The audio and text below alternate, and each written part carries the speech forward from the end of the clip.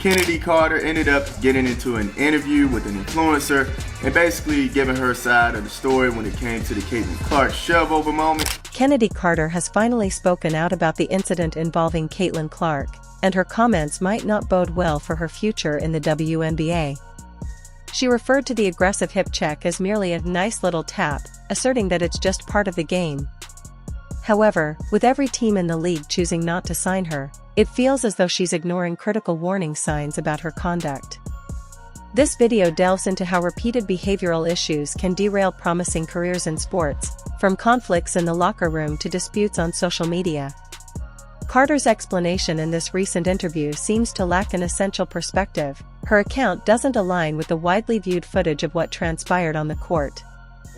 Nothing actually illegal has taken place to my knowledge involving Kennedy Carter. Yeah, that was a really ugly foul, and I understand it was bordering on what looked like assault. We all remember the vicious hip check. I also will not forget Angel Reese jumping up off the bench. It was an eagerly awaited matchup between the Indiana Fever and the Chicago Sky, with tensions running high and fans fully engaged from the very beginning. In the midst of the intense action, Kennedy Carter executed a brutal, unprovoked elbow strike against Caitlin Clark, catching everyone off guard. The incident quickly went viral, igniting a wave of outrage throughout social media and the sports community. Good. Kennedy Carter now with 12 points off the bench. And Clark.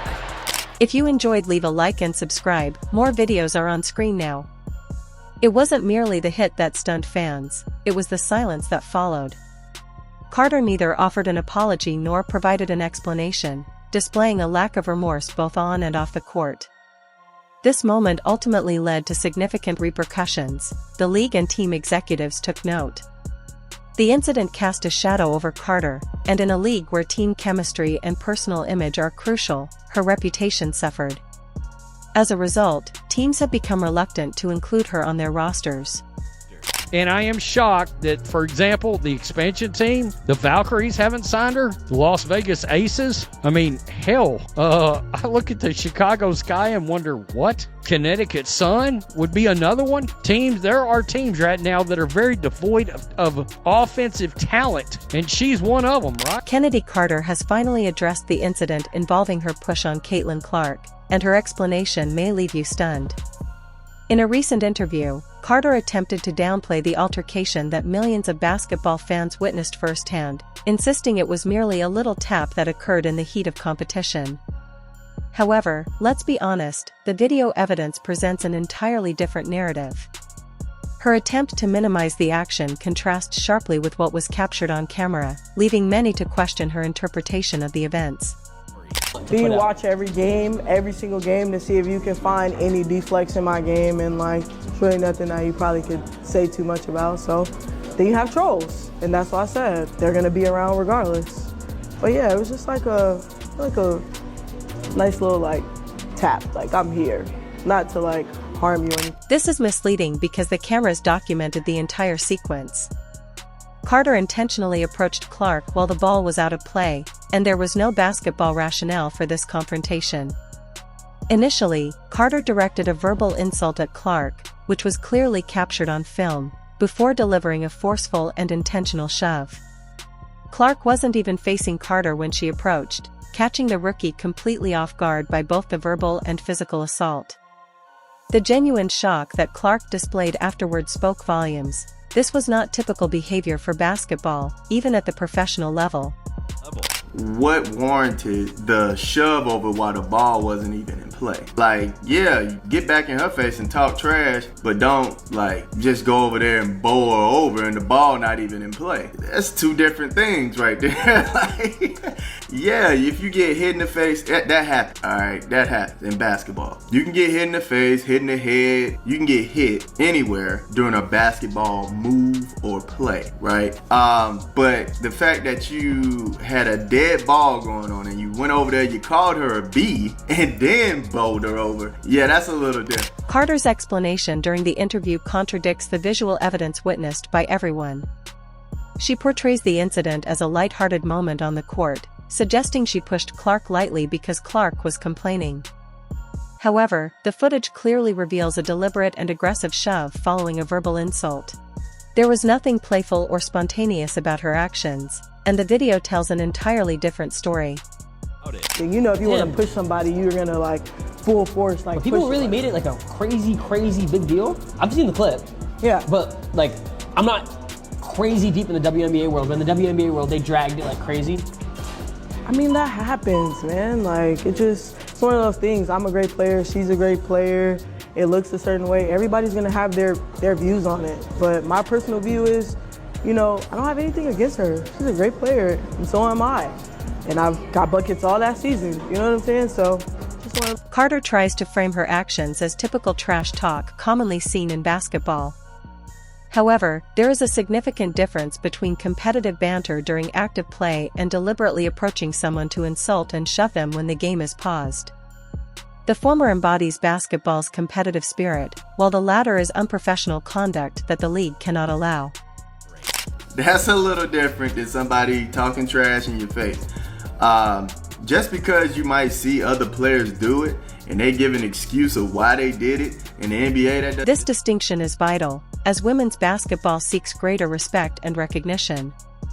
The WNBA is witnessing remarkable growth, with viewership reaching new heights as an increasing number of fans engage with the sport. Many of these newcomers are drawn to players like Clark, who bring a thrilling energy to the league. However, Carter's actions harm the reputation of a league that is striving hard to establish its legitimacy and credibility.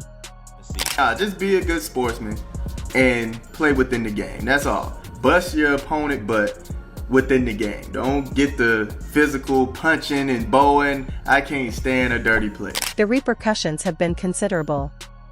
Despite her scoring abilities, no WNBA team has picked up Carter since her departure from the Sky.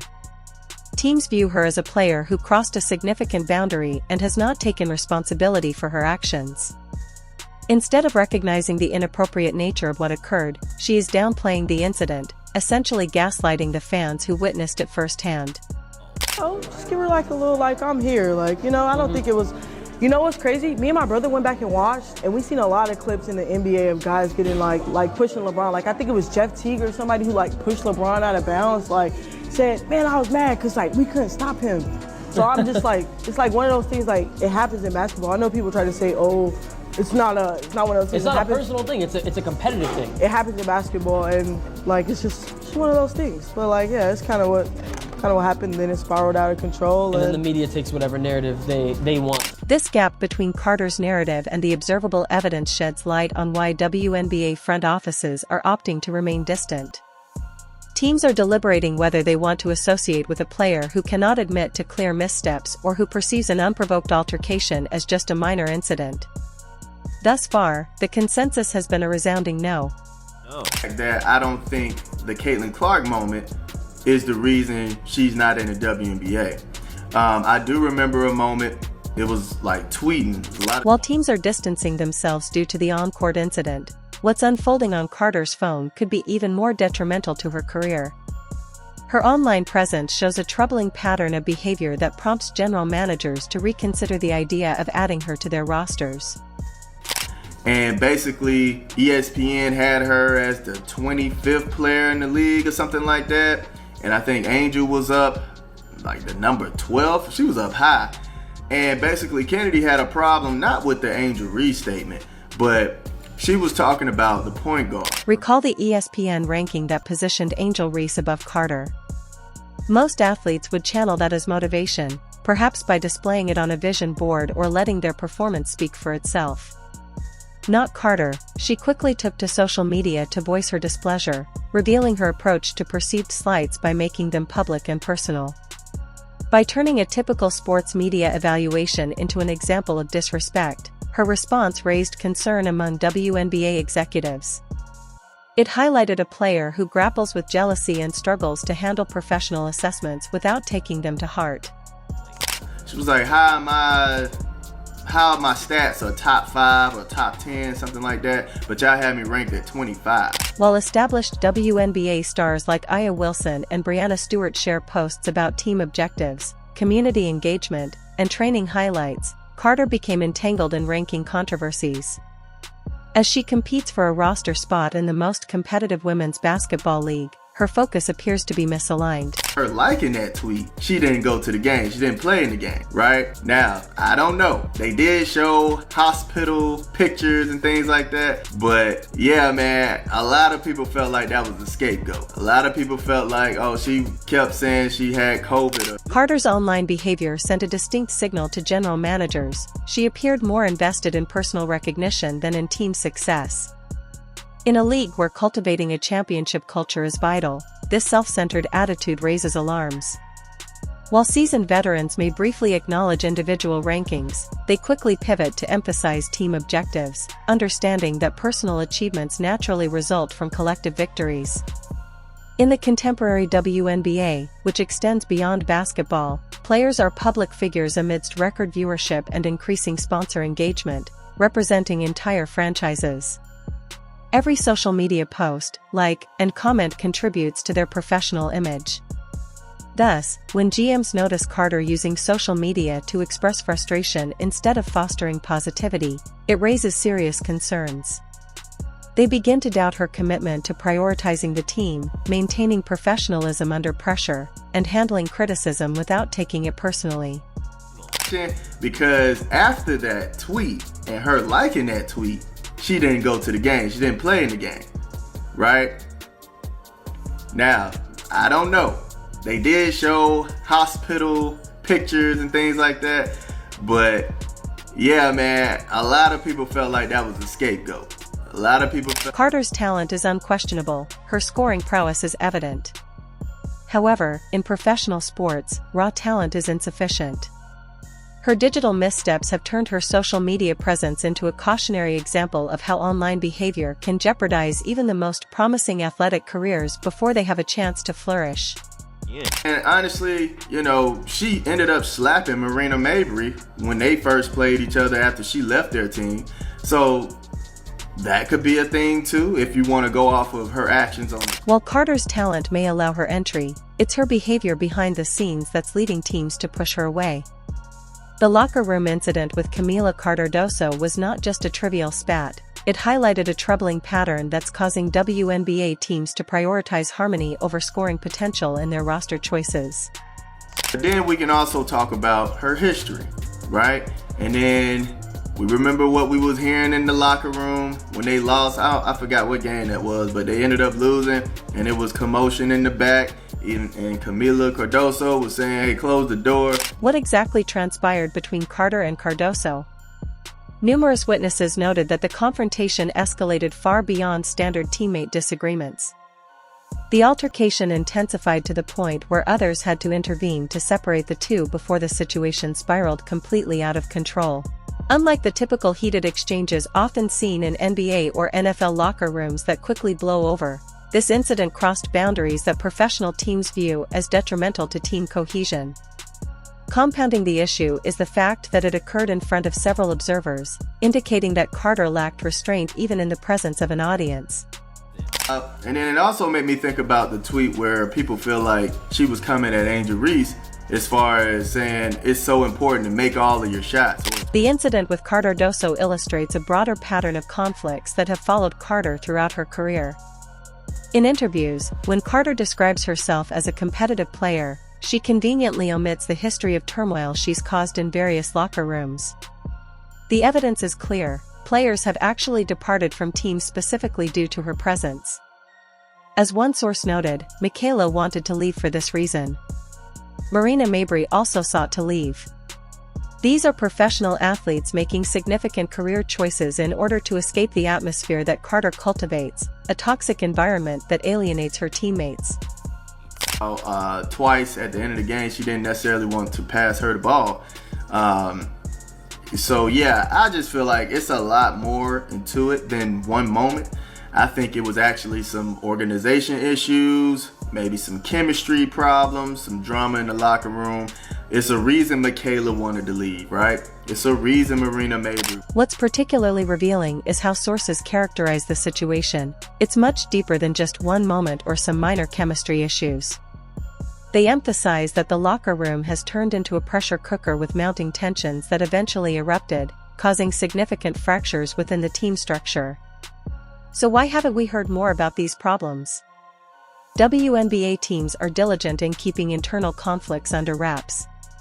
What spills over onto social media is merely the tip of the iceberg. For every public incident, countless others remain concealed behind closed doors, known only to those within the organization. Nothing was clear, excuses were made. This is desperate damage control from someone with a pattern of behavior. It was still a cheap shot and unwarranted, first of all. Secondly, we made a bigger deal when Angel Reese celebrated it. Finally, this wasn't even the main reason no one wants to sign Chennedy Carter. Exactly. This is how When general managers evaluate the prospect of adding a player, they delve beyond mere statistics. They consult with former coaches and teammates to assess how a player copes with adversity and interacts when the cameras are off. In Carter's case, these discussions are raising significant red flags. While her scoring ability is exceptional and her talent is indisputable, WNBA teams prioritize building cohesive units that can work together throughout a grueling season. One disruptive player can compromise team chemistry and potentially derail an entire campaign. She is too talented. I don't know if you guys saw what she did in China. She was freaking ridiculous over there. And, I mean, she's 17, 18, 19 points a game, I think, every night for some team. Every night, some teams are sending a strong message. They prefer less talent if it means maintaining harmony rather than facing the turmoil she brings.